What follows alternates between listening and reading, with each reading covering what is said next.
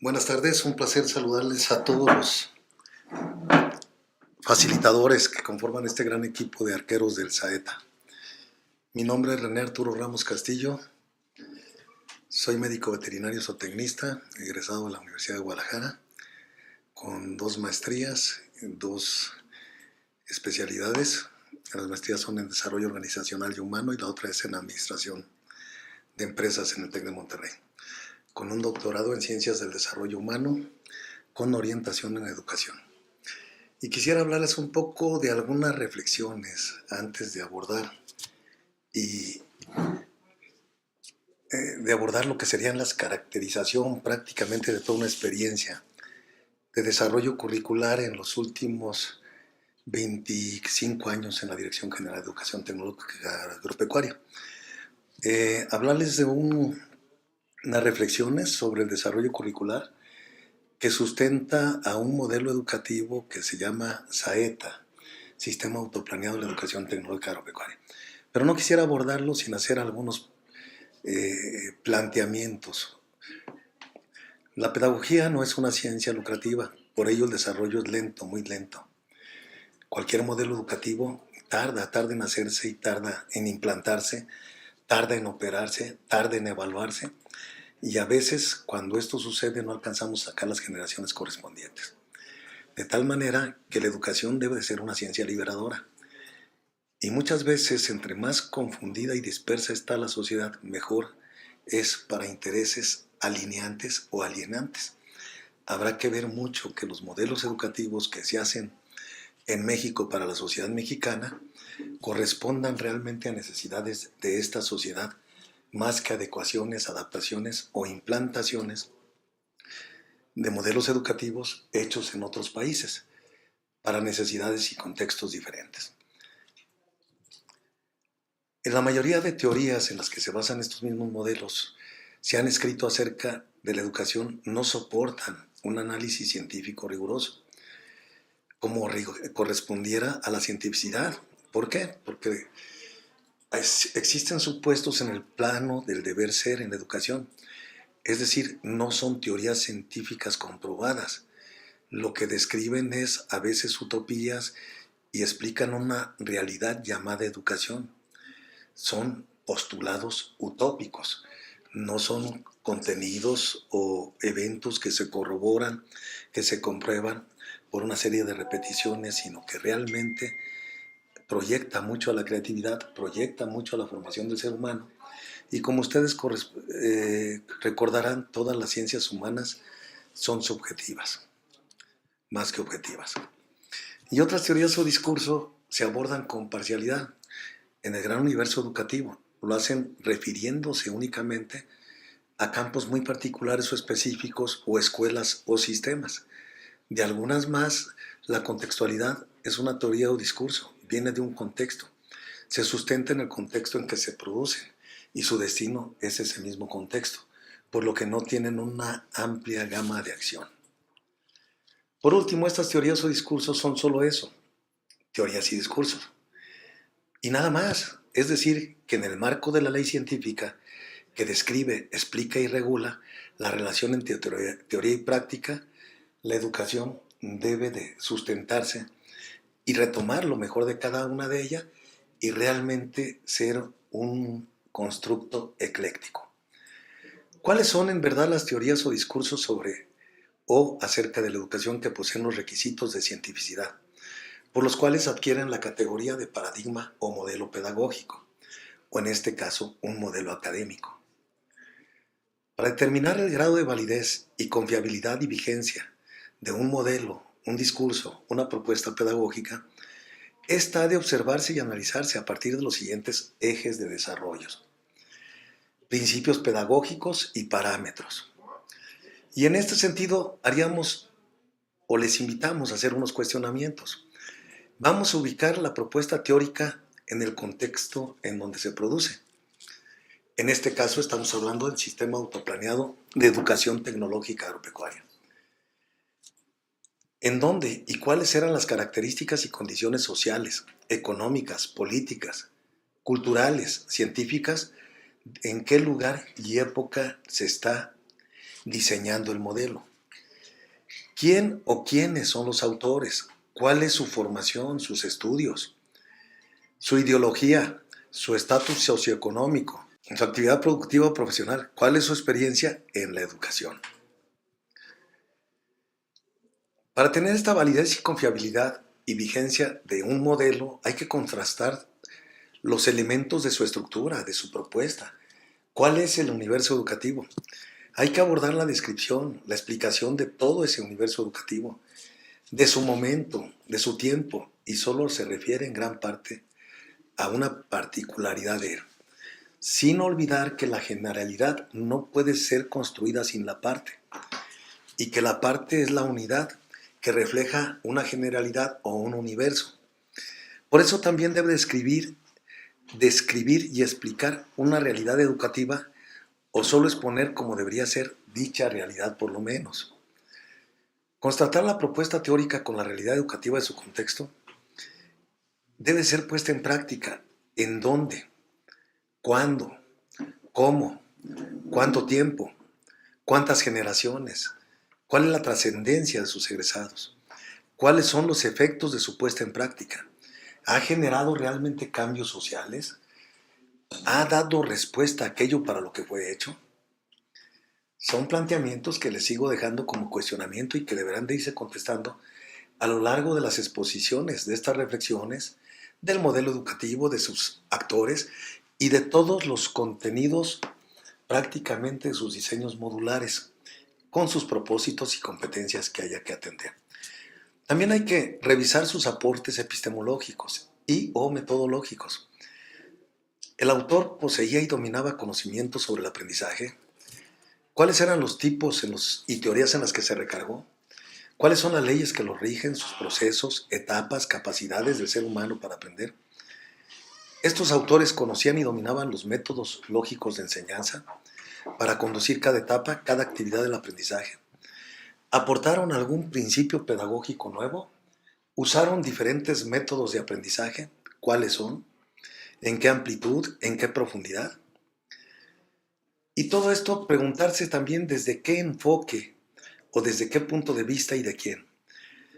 El problema de la calidad del profesional de la educación empieza en el enfoque o posición desde el cual él observa esta educación o desde el cual la posiciona.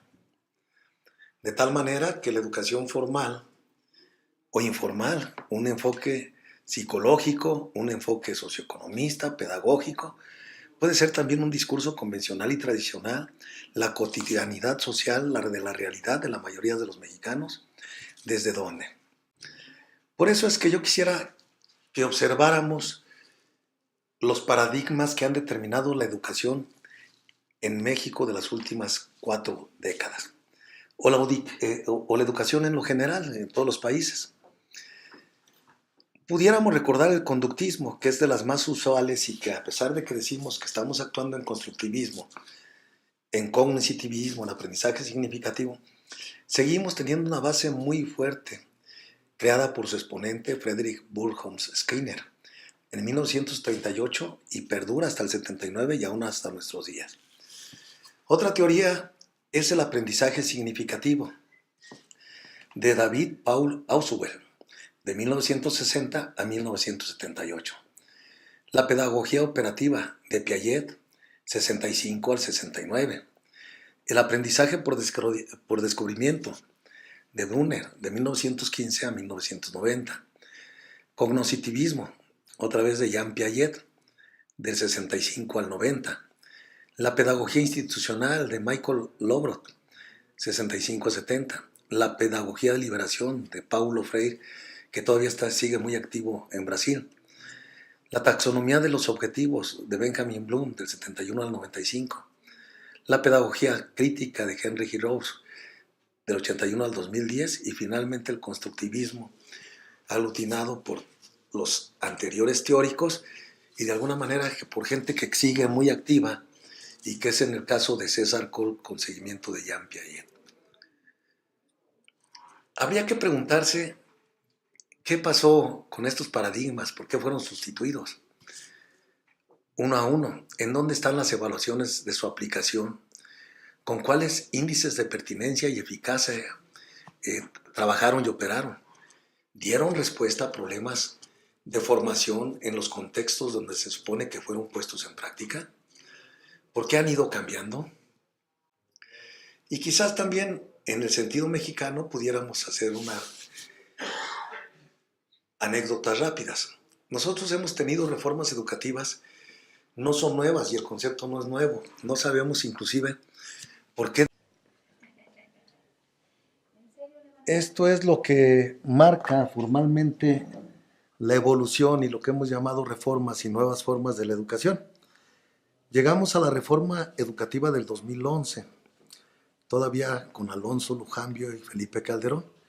Sin embargo, hemos vivido una reforma fuerte ahora en nuestros días con la entrada de el licenciado Enrique Peña Nieto como presidente de la República, y la cual ha sido formalmente instalada, pero socialmente cuestionada por un gran número de docentes. Esta reforma viene a instituirse un tanto con el señor secretario Emilio Chaifet, y sus actores principales es don Emilio, pero también es el maestro Aurelio Nuño.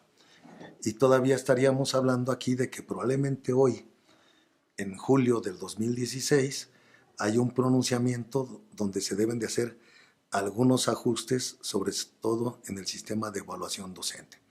Esto estaremos despejándolo en unos días, y en este es el medio ambiente y entorno en el que nos encontramos.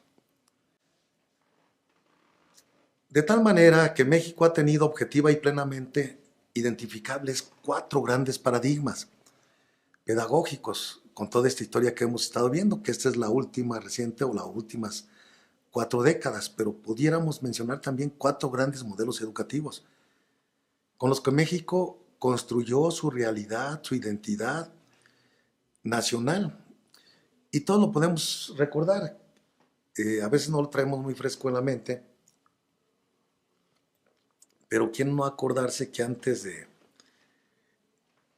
del 57, de la reforma, donde de alguna manera se empieza a modificar la Constitución y se crea un pronunciamiento en el artículo 3 constitucional, y se lanza esta Constitución, aquí se rescata una educación laica después de haber sido una educación española, una educación de la Iglesia, y empieza lo de la Constitución del Cádiz. Esto lleva 63 años, del 57 a 1920, es lo que dura prácticamente la Escuela Nacional Mexicana.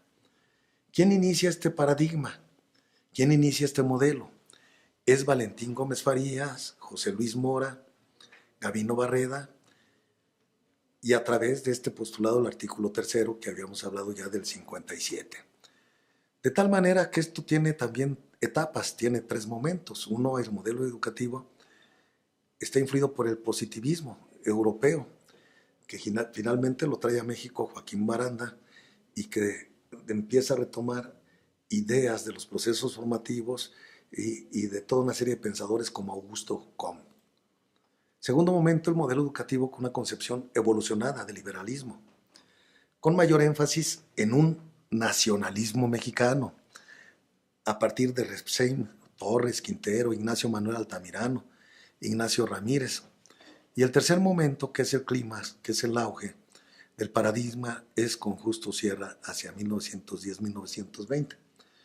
Otro ilustre oaxaqueño que es formado también en el Instituto Cultural de la Cultura Campechana o Cultural Campechano, donde también se formó, más adelante que iremos viendo, a José Vasconcelos.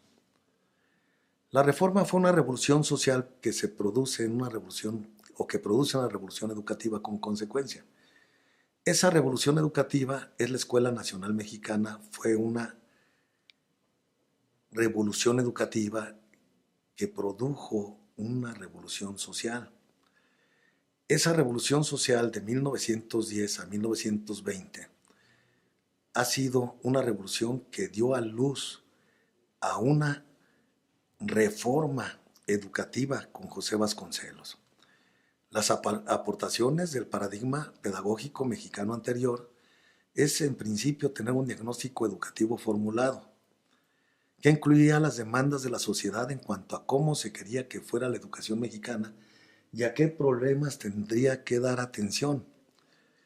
El artículo tercero de la Constitución de 1917 ajusta unas reformas en el estado socioeconómico, cultural, político de la mayoría de los mexicanos. Inicia la exposición pública del estado de cosas en México por José Vasconcelos. En 1921 se justifica su propuesta pedagógica y educativa del 21 al 24, de tal manera que en 3 años se lleva a cabo una reforma cultural excepcional, en donde surge la Escuela Rural Mexicana, o denominada también la Escuela de la Revolución. Este es el paradigma 2. Este planteamiento de Vasconcelos en el 20 tenía un diagnóstico muy claro, y en este tiempo las 2/3 partes de la población eran indígenas, mestizos y muchos que no sabían leer ni escribir.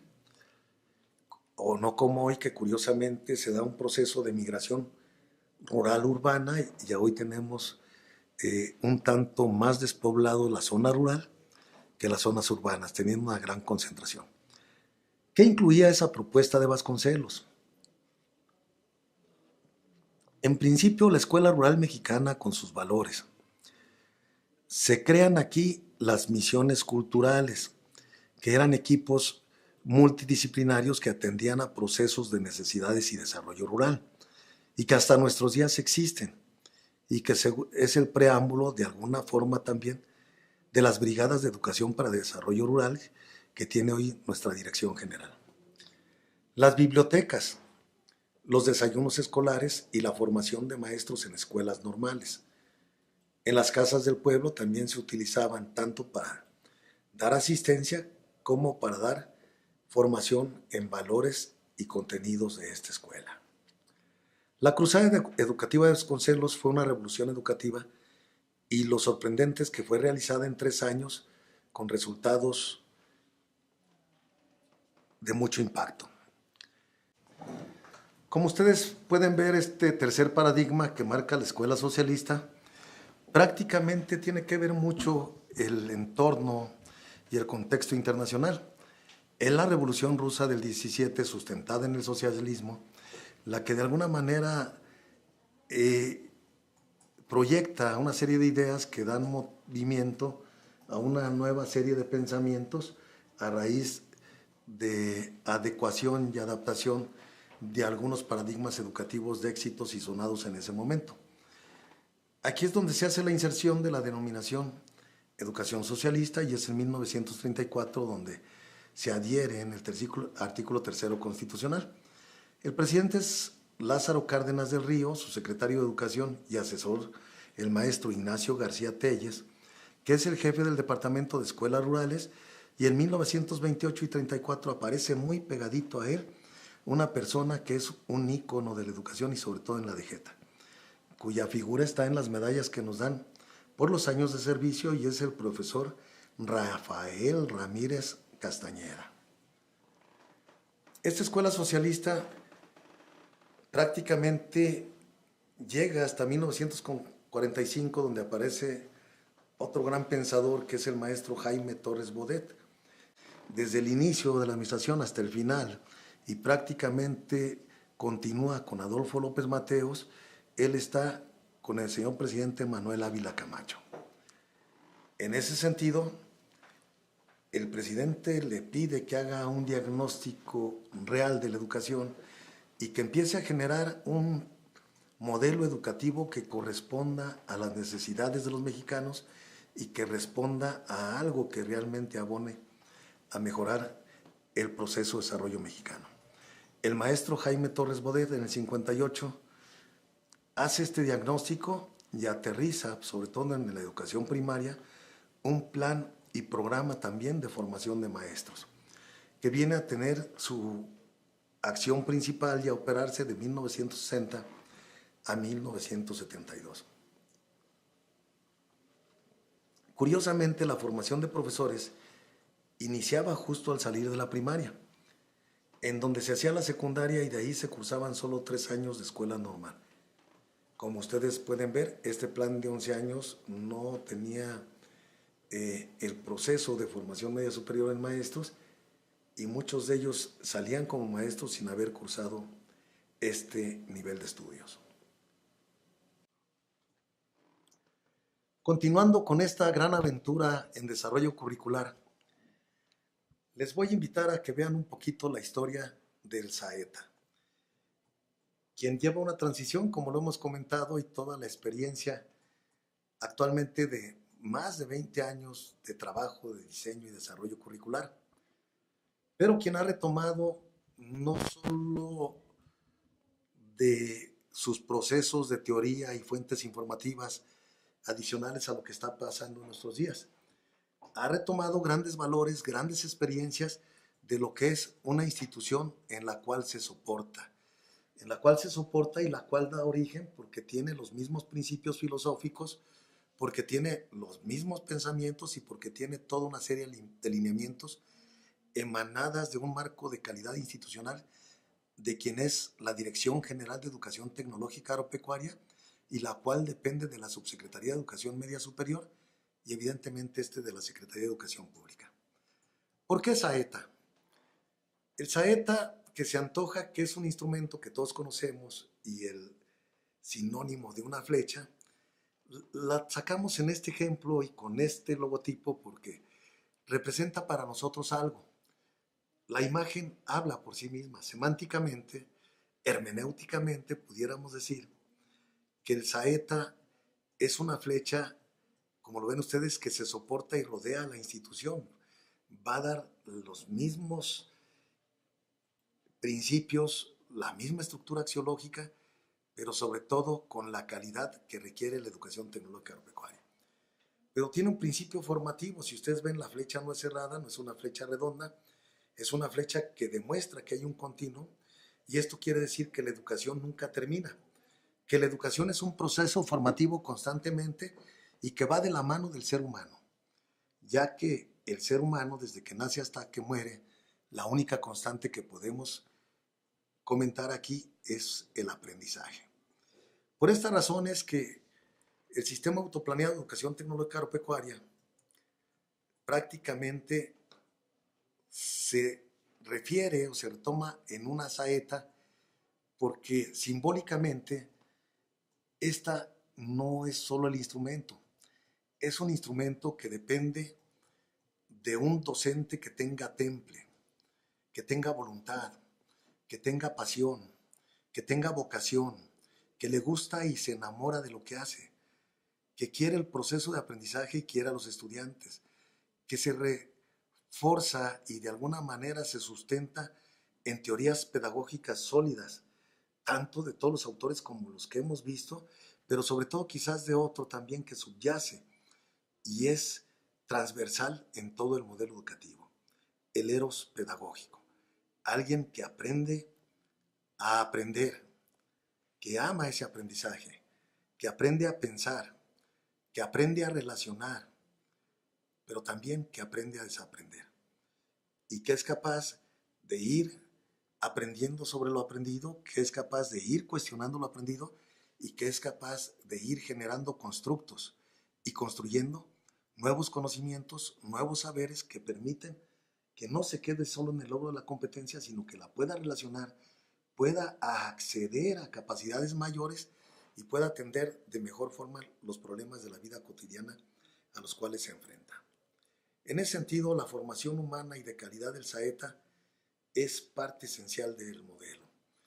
Entre los antecedentes pudiéramos citar que no nace de generación espontánea, ya hablamos que hay una serie de problemas, parte de un diagnóstico muy claro, parte de los problemas son que ahora no solo tenemos planes de estudios en un sentido, operamos planes de estudios mixtos, programas de estudios combinados por asignaturas y módulos, marco curricular común, perfil docente y a veces impertinencia, falta de conceptualización. En el Saeta hemos sostenido que es muy importante el diálogo y que el modelo es dialógico. Por eso es muy importante que conceptualicemos. Por eso es muy importante señalar que privilegiamos los conceptos principales, los conceptos subsidiarios y aún aquellos conceptos que no estén relacionados y que no sean conocidos por el estudiante, con la intención de que éste los pueda conocer, los pueda explorar, pueda tener un contacto con él, pero también los puede investigar y puede enriquecer cada vez más su lenguaje, pueda ser más diverso y pueda enriquecer ese acervo cultural, pero sobre todo ese acervo dialógico. Nos referimos en este sentido a la conceptualización y siempre habremos de sustentar que el concepto es lo más universal de lo concreto. En ese sentido, la generalidad es la parte y se condensa en la unidad. Por eso es importante la conceptualización. De tal manera que otra cosa que gira bastante es un diseño por competencias que todavía se hace difícil, a veces en el manejo y a veces en el cuadro y a veces en los encuadres de los marcos para ver dónde gira una competencia, dónde surge la otra, dónde se coordina, dónde hacemos los enlaces y cómo una abona al desarrollo de la otra. Eso nos va a dar el perfil de egreso. Tenemos programas de formación docente que no se están haciendo ad hoc para esto. De alguna manera ha surgido programas serios, pero tienen que estar embonados y tienen que estar estimulando y embonar más al sentido de motivar al docente para que dé respuesta a estos planes y programas de estudio. Con todo esto pudiéramos decir que el servicio educativo, si bien ha modificado en parte los planes de estudio y sus programas, no ha modificado las estructuras, no ha modificado los procesos de toma de decisiones y no ha modificado la cultura. Esta tiene que ir en un sentido de tránsito, de proceso poco a poco para ir dominando y ubicarnos en esta nueva reforma. Es quizás esto lo que ha traído los mayores problemas de resistencia a este cambio. Volviendo a lo del Saeta, con base en todos estos problemas, pues se hizo en aquel momento un modelo educativo modular, interdisciplinario, flexible y humanista. Estamos hablando de 1997.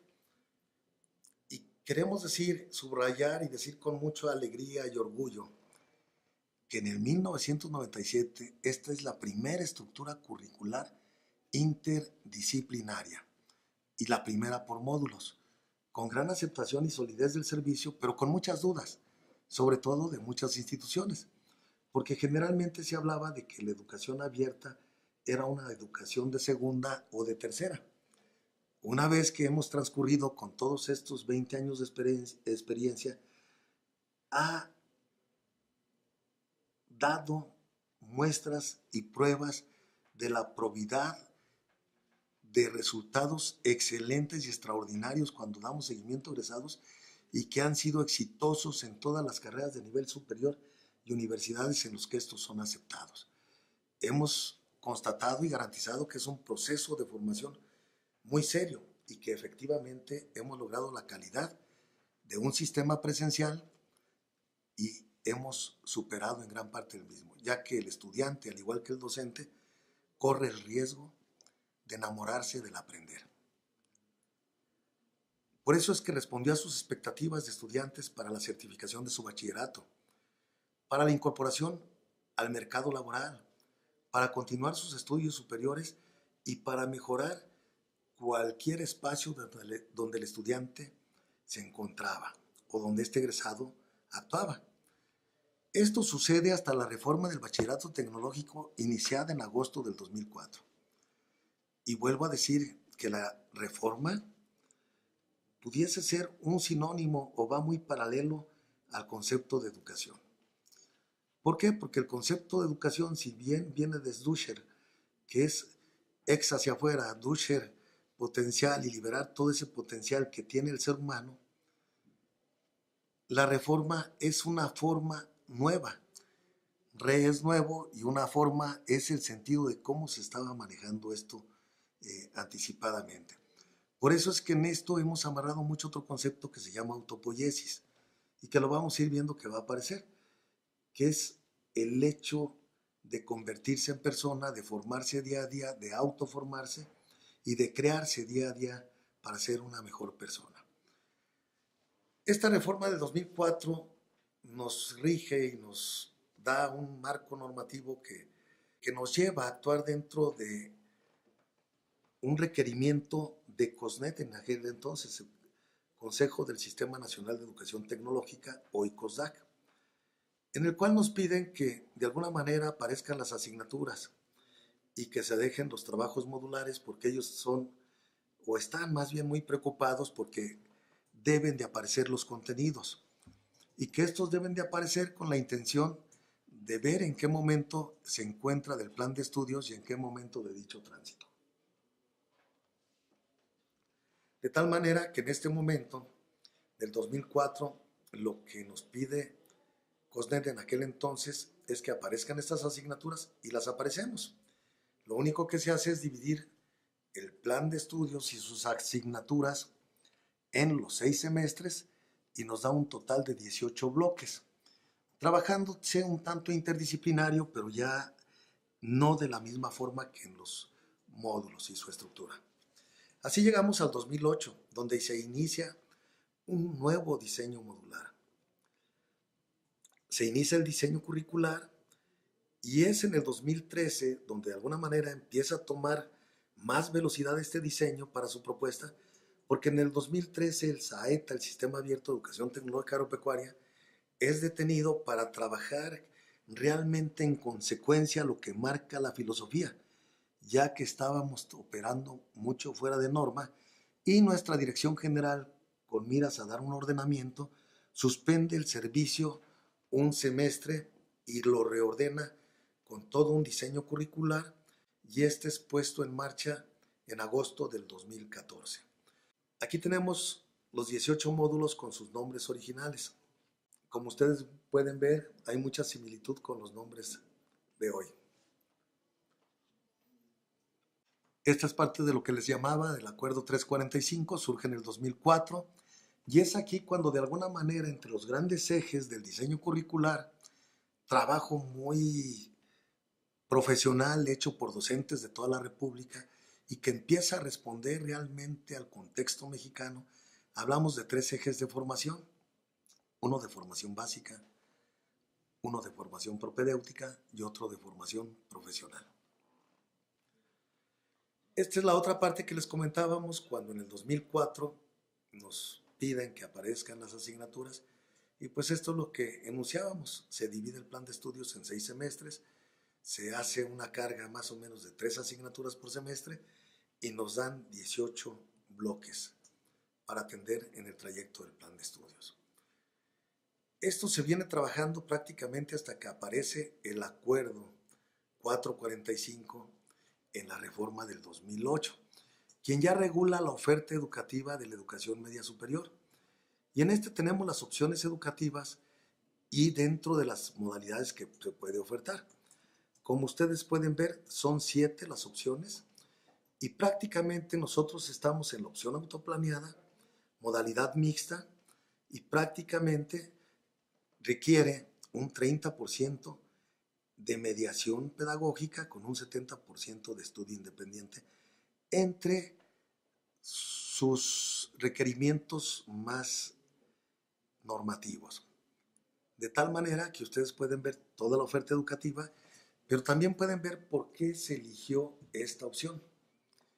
En principio, quisiera comentarles que es una de las opciones o es la opción que más se asemejaba a lo que era el modelo educativo anterior del SAETA, de tal manera que es modular, nos permite trabajar por módulos, nos permitía hacer un diseño curricular en tal forma y nos permite que haya cierta flexibilidad en el diseño curricular. Y aparte de asemejarse y dar coincidencias plenas en su operación, pues nos permite conservar el nombre. Lo que único que va a cambiar es en el concepto general, en vez de sigue siendo SAETA, pero en vez de ser Sistema Abierto de Educación Tecnológica Agropecuaria, hoy es Sistema Autoplaneado de Educación Tecnológica Agropecuaria. Conservamos el nombre, conservamos la identidad, es un nombre que se encuentra posicionado en la educación mexicana, en la educación media superior y que prácticamente lo conoce todo el nivel medio superior, pero que también en la experiencia de la DGETA Todos nuestros docentes han convivido, han usado sus materiales y están ligados a la historia del Saeta, por lo que es mucho más fácil seguir en este sentido y abordar los nuevos métodos de operación desde este tipo de adecuación.